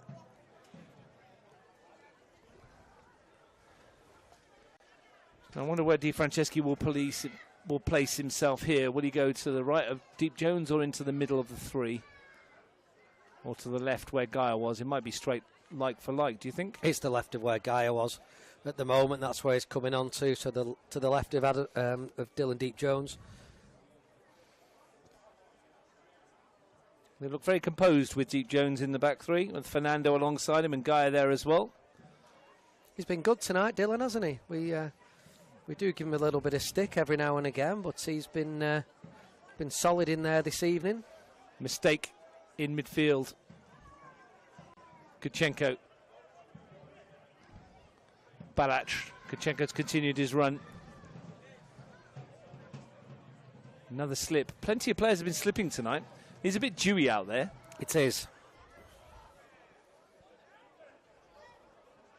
Haven't bought the long studs. Certainly not affected Monaro Panthers as much, though, has it? Well, I think that was a prime example there, Ian, after 27 minutes of the second half of where the game is as a contest, isn't it? Because when they broke there with Kachenko, there was little acceleration. There weren't as many runners alongside him as there would have been in the first half at 0-0, or even at 1-0 or 2-0. Well, and your likes of Steve Dominici are not on the pitch anymore, who brings that quality movement and support play and everything that comes with a good performance from Stephen.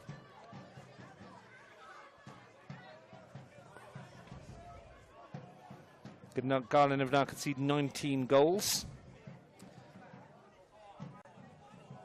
in their 7 games. That's not the most in the league. Uganda have conceded 23, but they have played a game more. Well, that's just another example of solid quality defending from Dylan Deep Jones. Pride in the clean sheet, pride not to concede. And, they don't want to be letting a cheap goal in here tonight. Well, judging by how the top 3 are going at the moment, I'm not going to discount the rest, but the top 3 are doing so well that goal difference might, and I say might, there's a long way to go between now and the end of the season. It might be important. So every goal every clean sheet you can keep, every goal that you can ante a tally is going to help.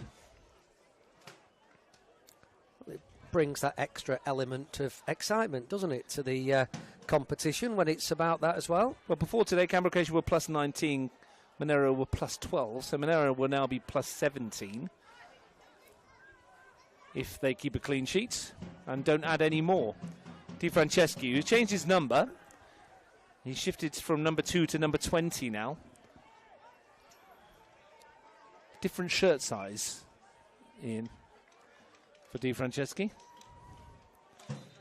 Is he looking slimmer, or is he? He's gone down a size. Yeah, there you go. I was right. Yeah.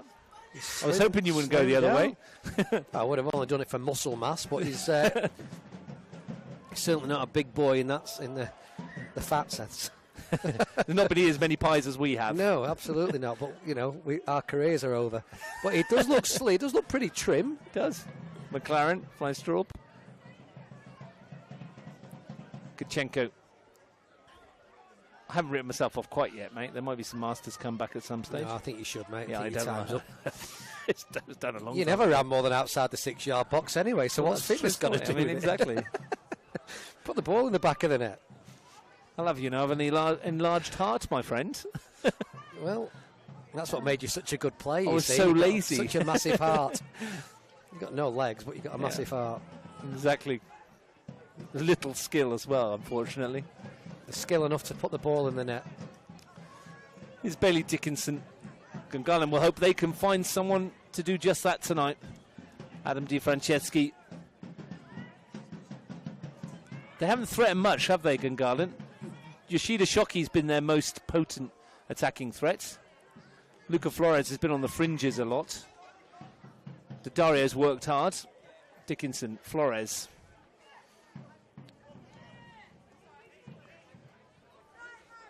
Straight through the grab to Dario. And in comes Bailey Dickinson, full of heart, full of endeavour. Well, always is. That's how he is as a player.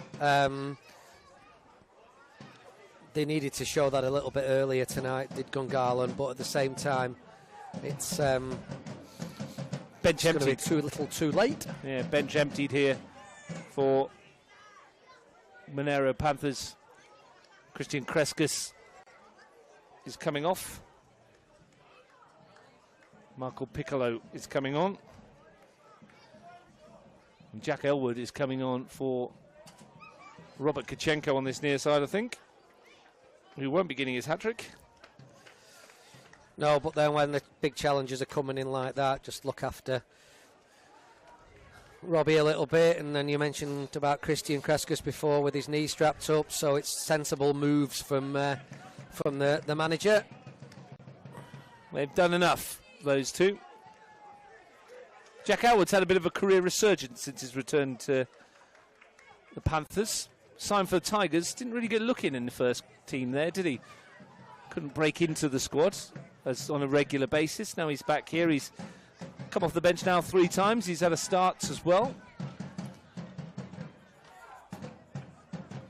Zach McLaren. Good to see Jack trying to stay in the game and I'll say rekindle his career. He's not been playing that long at senior level, like you say.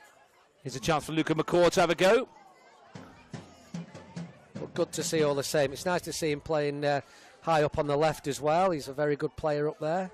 Here he is. Good touch as well. Not bad first involvement from Jack Elwood. And he's found Ryan Straub. Daniel Badach lets it run for Elwood. That's a lovely cross too as well. Brilliant ball in. Basta Silk got a head on it and it was deflected wide. What a cross that was. And what a super start from Jack Elwood. Really, really pleased that he's wanted to make an impact from the very first time he stepped onto the pitch. So really good attitude from him at that point.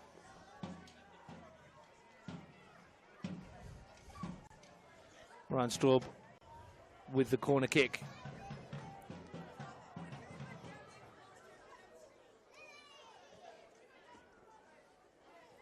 Into the final quarter of an hour of a match which was as a contest, dead and buried 2 minutes into the second half when Panthers got their 5th. There's arguments to be made it was done as soon as it was 2. 2 goals within the space of a couple of minutes inside 10. Green won it well. Free kick goes the way of Gungahlin United when it appeared as if both those players battered each other.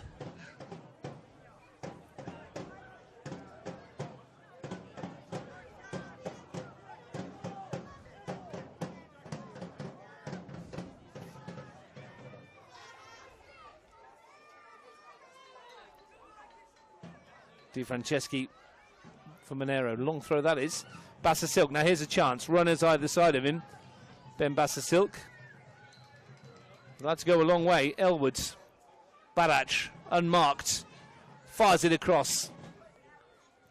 Riley Brown away. Only as far as Jack Elwood at the top of the box. Still Elwoods.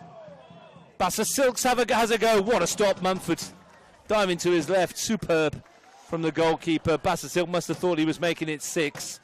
Aidan Mumford with a stunning save. Well, it just shows the quality that Aidan Mumford still has and will remain, just because his team are losing fairly heavily. He's trying to keep his own pride at stake. It's a great stop, that.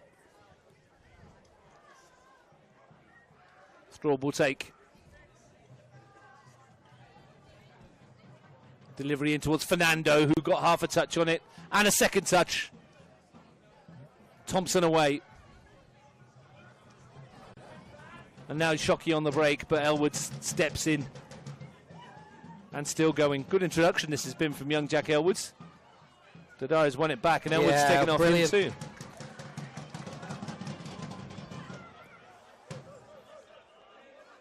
Really positive introduction. That's all you can ask, isn't it? Go on, they influence the game. And he's doing that.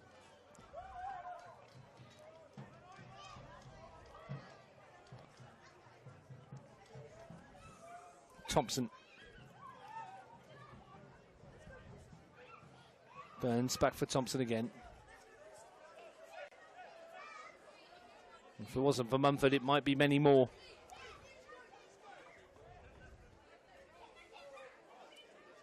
Green.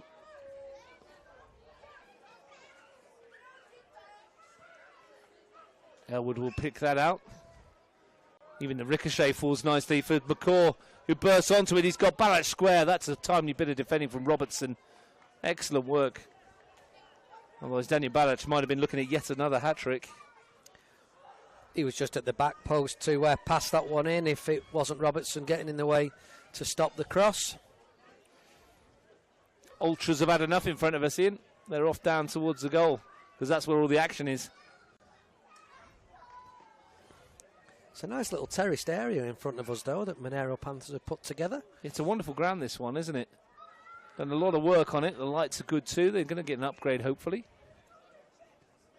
Straub in towards the far post. It's not too bad, though, is it? No, it's very good. A lot of hard work's been put into making Stryda Park as good as it is now. Barach. Fernando. Barach again. Oh, sorry, Piccolo. I wonder if there is going to be a lights upgrade, because that's probably what it does need, is a little bit more, doesn't it? Just ever so slightly. It's not bad, is it? Maybe No. one in the halfway line above where the benches are would be useful.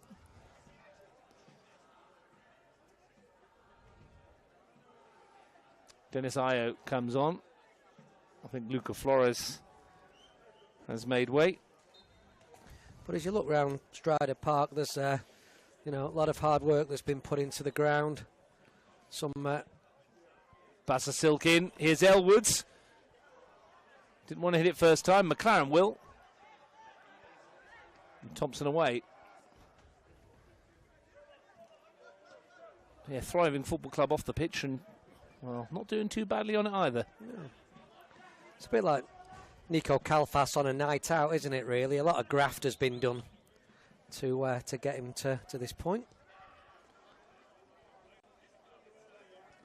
Put the graft in, reap the success later on. No doubt we shall see and we'll hear what the future holds. Barach is in behind. Flag stays down. Daniel Barach, he's gone wide, and he's tracked all the way. Robertson again on the other flank this time. Good defending once more. Credit to these Gungahlin players as well. Ian, could quite easily have been easy to roll over and say, well, it's not our night, and just be on the end of it, but they've done well to keep themselves in it in terms of the second half. Bassasilk, Piccolo. I mean, you're clutching at straws when you're suggesting that they've had a better second half because it's only 1-0. aren't you, really? But well, yeah, when the intensity for Monaro for the last 25 minutes has dipped significantly, and when the game's dead and buried, it's not that Monaro have not continued to play well, but perhaps their intensity as a whole team has dropped ever so slightly. And Gungahlin needs to back up on Friday against Tuggeranong. Here's Luca McCaw in behind. First is blocked. It's McCaw for 6, and he walks it in. Skips around Mumford, and Luca McCaw gets the goal he's been looking for. He's been hanging around up there for quite some time in the second half, and when Piccolo picks him out, well, that's number 6.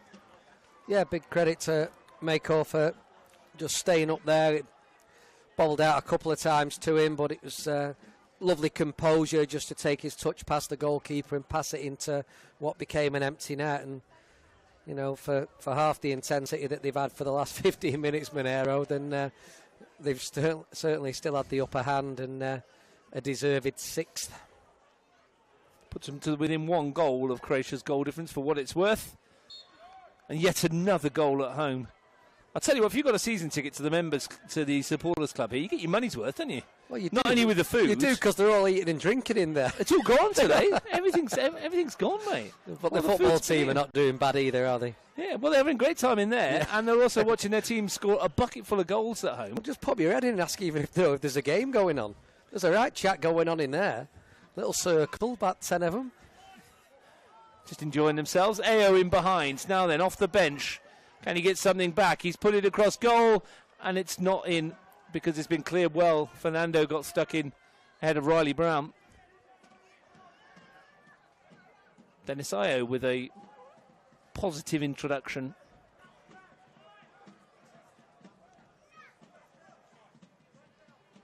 Dario can't get through.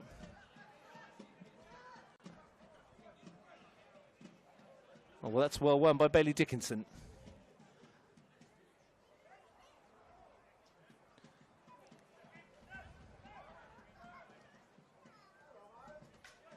Flores ball back.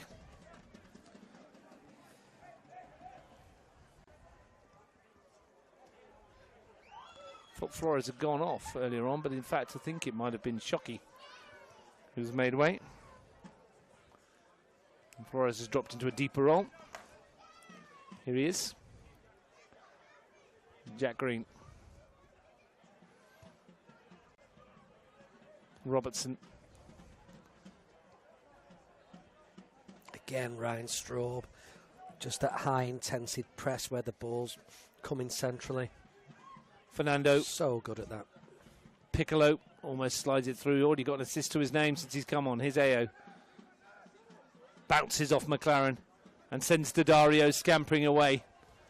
Only AO in the middle at the moment. That's where it's gone. Heathlich in the way. The few times I've seen Dennis AO come off the bench, I've been very, very impressed with him. Certainly trying to be an impact sub and almost staking claim to offer something at the front end of the Gungahlin attack that we've not seen all evening. At least there's a presence there. McCall, Balach, Elwood, McCall, flag stays down. 2 to hit here. One of them's Balach, and he's at the bar from 6 yards. He went with the left. It might have been a right foot tapping. Should have been another. Should have been 7. Yeah, could and should have been 7, but they're back on the attack again. Fernando lofts it forward for Balach. Clips it towards Elwood. Well, he went with the wrong foot, didn't he? Yeah, he just slid forward and went with that first contact rather than letting it come across his body for a tap in, but, But if he'd missed it, Bassa Silk was probably scoring as well on the far post. Well, he would have, wouldn't he? But you're talking about Daniel Barrach here. He's not one just to give up goal-scoring opportunities easily. Well, the only surprise was he didn't score. We expected him to. Might still get a chance for his hat-trick before the end, of which there's 3 minutes plus whatever stoppage time Nathan Shakespeare will add on, which Gungahlin will be hoping won't be much. McCaw. Back for Deep Jones. Piccolo. Picked off by Jack Green. Now, he hasn't had a lollop forward since the start of the match, and he slid AO through. And the flag goes up. Don't kick it away, Dennis, because you'll get booked. That was unlucky, though. It was a tight one as well. You almost feel that Hyunwoo Jeon should have kept his flag down, honestly. Well, Monaro Panthers wouldn't thank you for that, Russ. No, they the wouldn't. Clean sheet. They've got 6, though. Stop being greedy. But the impact that Dennis Ao has had since coming on has been very good, actually. Jack Green created that. Fernando forward. Here's Jack Elwood. Might come out for Bassa Silk. Goes past one. Fires it across goal. Well, if that had hit Barach, it might have gone in. But it didn't. We are closing in to the end of a very good performance from Monaro Panthers. Every time we come here, there seems to be goal after goal after goal.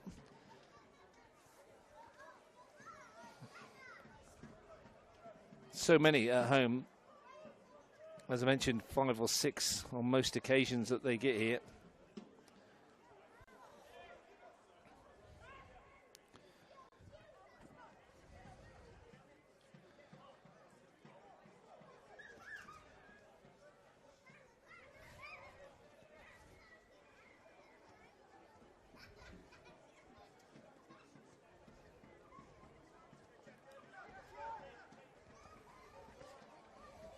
They've certainly done more than enough to justify the win today.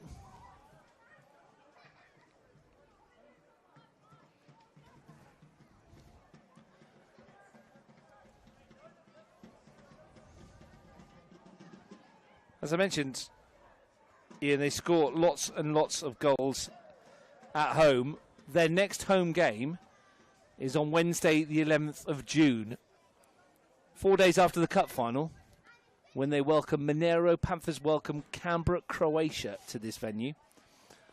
If they can get 6 that night, it might be a game and a half. Canberra, Croatia would certainly have something to say about that, wouldn't they? Well, they score 6 plenty themselves. Here's McCaw, and here's Bassa Silk. Oh, and he scooped it over. And they've wasted numerous chances to get a 7th. There's been about 3 chances for Ben Bassa Silk to get himself on the score sheet.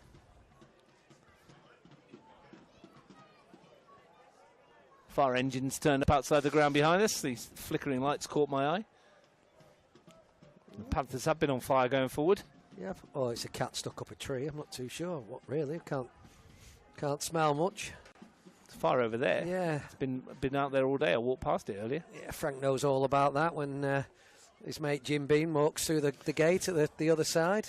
Started doing the wasn't just before half-time team talk. I know we've spoken about this multiple times, but some fella who lights the fires over the bench side walked on with his kind of Jim Bean and started walking into the technical area. Frank was most unimpressed. We were losing 1-0 at the time.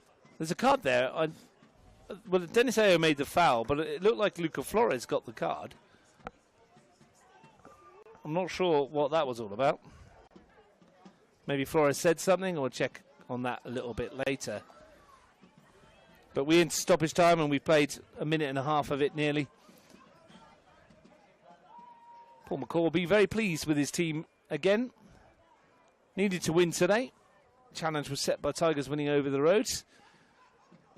Never looked in doubt, did they, since they took the lead after 9 minutes from Daniel Barach. A couple of really nice goals from Robert Kachenko before he departed. Still time perhaps for one more.